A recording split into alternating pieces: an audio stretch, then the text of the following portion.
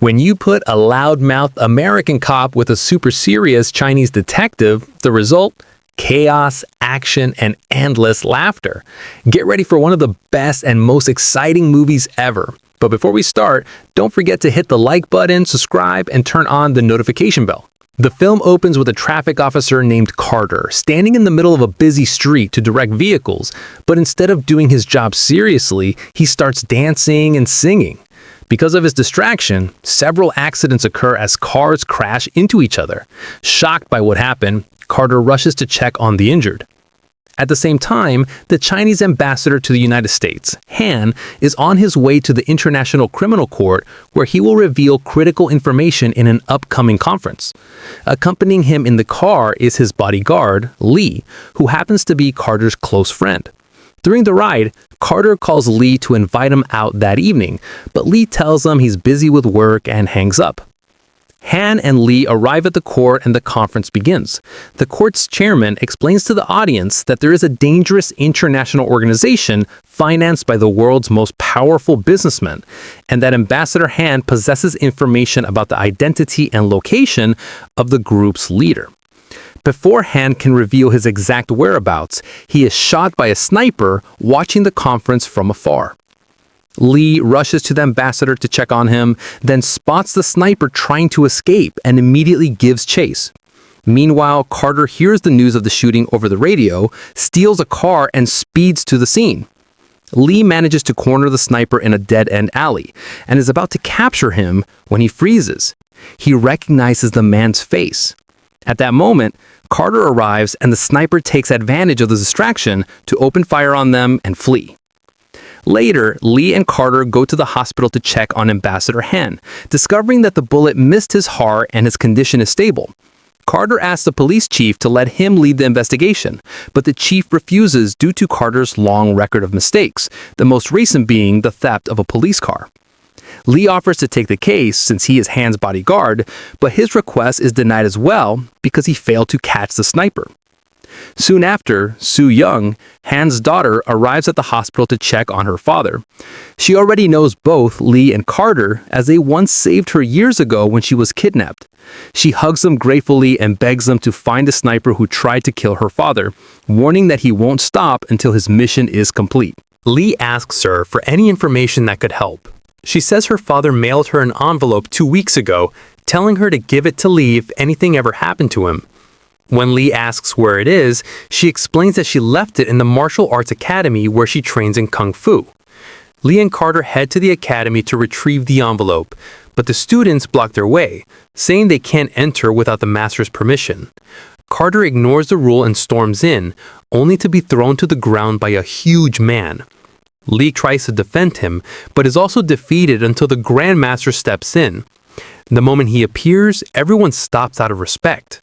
Lee explains the situation and says he needs to open Soo Young's locker to get the envelope. The master informs him that a group of strangers came earlier that morning and took everything from the locker. He couldn't stop them because they were armed and claimed Soo Young had been attacked like her father. Shocked and fearing for her life, Lee and Carter rush back to the hospital. Upon arrival, they notice that all security guards are gone, which raises suspicion. They enter the ambassador's room and find Soo Young sitting beside her father. She tells them all guards left after receiving an urgent mission call. Lee senses a trap and looks out the window to see armed men preparing to attack. With Soo Young's help, Lee and Carter trick the gunmen and take several down, but soon a larger group arrives and opens fire. A fierce battle breaks out, ending with the three defeating the attackers and saving the ambassador and Soo Young from death. Afterward, Lee and Carter interrogate one surviving gunman to learn who sent them, only to find he speaks French, deepening the mystery behind the organization responsible for the attack. Lee and Carter bring in a French-speaking woman to translate the words of a captured gunman, who warns they'll regret their actions. Angrily interrogating him about Shin, the criminal leader, but the man refuses to talk until Carter threatens him. Frightened, he gives them an address, saying it holds the truth. Before leaving, they take Soo Young from the hospital, realizing it's unsafe. Lee hides her at Minister Raynar's home so she can later fly to Paris. As she departs, she reminds him of their promise to find her father's attacker. Moments later, gunmen ambush her, but Lee and Carter save her. Linking the French-speaking gunman to the upcoming International Court Conference in Paris, they conclude that Shin will be there and decide to go after him. At the Paris airport, a French officer recognizes them, warning against trouble. Pretending to be tourists, they're released but followed. They head to the address, a luxury nightclub. Splitting up, Carter flirts with the woman while Lee investigates. When Lee asks about Shin, a nervous employee denies knowing him, and a woman lures Lee upstairs to help, only to attack him. After a quick fight, Lee escapes, finds Carter, and they flee in a taxi as motorcyclists chase them through the streets. Captured soon after, they're taken to the gang's leader, Kenji, the sniper who tried to kill Han and Lee's adopted brother. Kenji admits choosing crime and spares them only if they leave Paris by nightfall. When Lee asks about Shin, Kenji refuses to reveal anything. The pair escape after a fierce battle through the sewers and hide in a remote hotel. There, Lee explains his shared past with Kenji in an orphanage and their tragic separation. Carter insists on helping, leading to a heated argument before storming out. By chance, he meets the nightclub woman again, Jean, a performer he realizes may be key to the case. Meanwhile, Raynar visits Lee, revealing that Shin is not one man, but a council of 13 powerful crime lords known as the Shin List, whose members' names change every 5 years. He tells Lee that Jean once worked with Han and may know the list location. He gives her theater address and urges him to find her before the criminals do. When Lee arrives at the location, he discovers that Kenji's men are already there, so he hides quietly until the situation calms. A short while later, he unexpectedly runs into Carter, and the two decide to put their past differences aside and work together to save Jean. Lee tells him everything he knows about her and the danger she's facing. The stage show begins as Jean performs.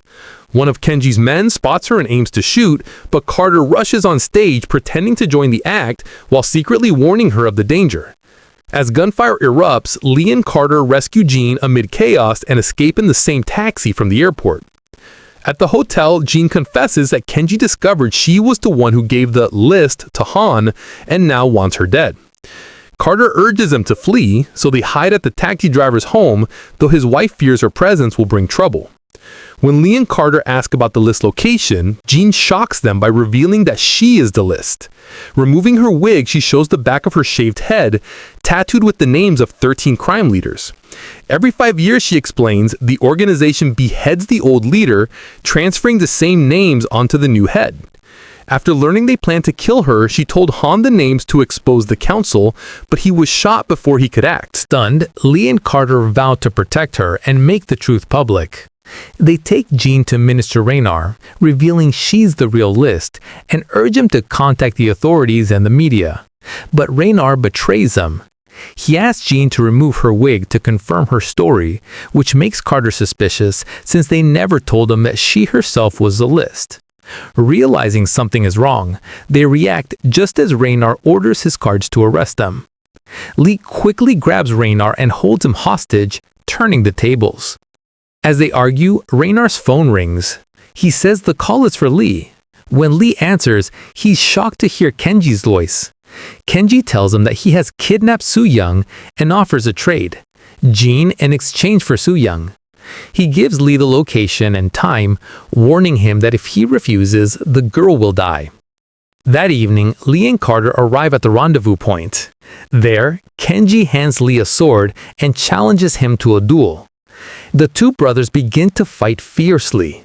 Suddenly, Carter bursts in disguised as Jean, holding a gun and threatening Kenji's men, while Soo-young hangs tied by a rope high above the ground. Kenji threatens to drop Soo-young unless Carter lowers his weapon.